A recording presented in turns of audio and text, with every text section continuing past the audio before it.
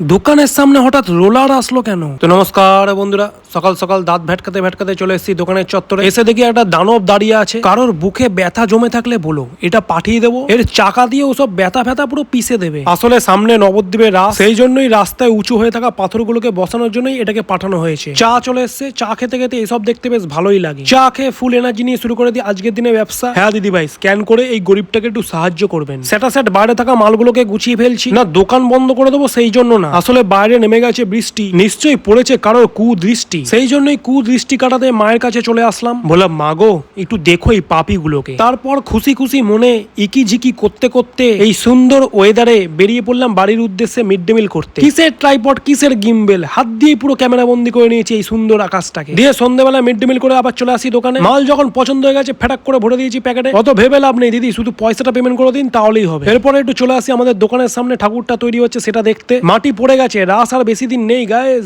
এরপর দোকানে এসে হিসাবে খাতা নিয়ে বসে পড়ি। নিজের জীবনে হিসাব মেলাতে না পারলে কি হবে গাইজ, দোকানে হিসাব ঠিকই মিলিয়ে ফেলেছি। তারপর চলে আসলাম একটু মলে, কিছুই কিনবো না, শুধু একটু টাইম পাস করার জন্য। তারপর মলের আয়নায় হঠাৎ করে একটা হ্যান্ডসাম ছেলেকে দেখতে পেয়ে যাই। ও সরি, এটা তো আমি ভুলেই গেছিলাম। আমি তো এক হাতে তোমাকেই তুলে ফেলবো, সেখানে এই 5 কেজির ডাম্বেল তো কিছুই না। হ্যাঁ, এরপরে তোমরা যদি চাও আমি 100 কেজির ডাম্বেল তুলি, তাহলে ভিডিওটাতে একটা লাইক আর চ্যানেলটা একটু সাবস্ক্রাইব করে দিও। দেখা হচ্ছে নেক্সট ভিডিওতে, ততক্ষণের জন্য বাই।